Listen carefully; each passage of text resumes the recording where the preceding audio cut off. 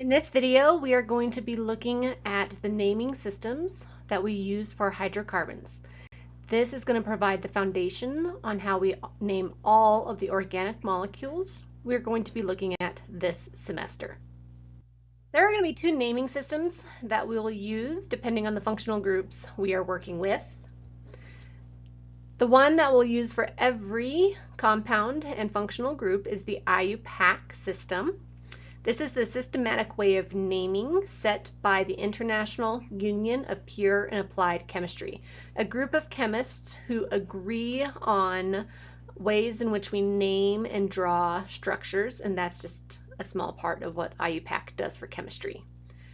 However, there is the common names as well. These are going to be our trade names or generic names. They're catchy, they're easy to remember. This is the language that will typically be used by consumers.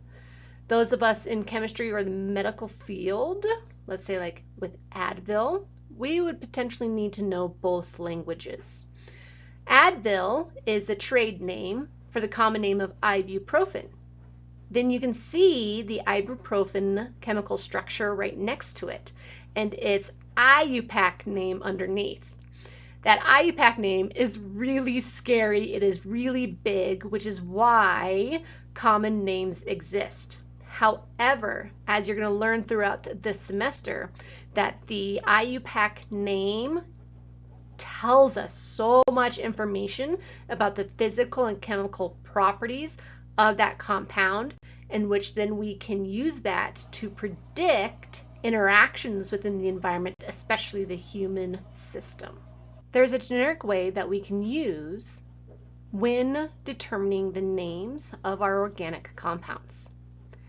There are three big parts. We have the prefix.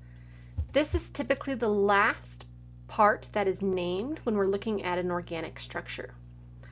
What these represent: the locant is the carbon number that a substituent will be on. A substituent is anything that is not part of that parent chain. So these can be heteroatoms,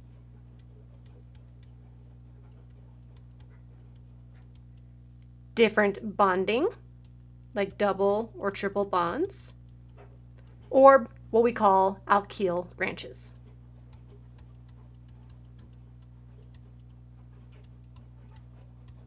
Then the next part of the name is going to have what's called the alkyl parent. This is the number of carbons that is going to be in the longest parent chain. And that's where we're going to focus on the next video. And then the suffix denotes the most prominent functional group.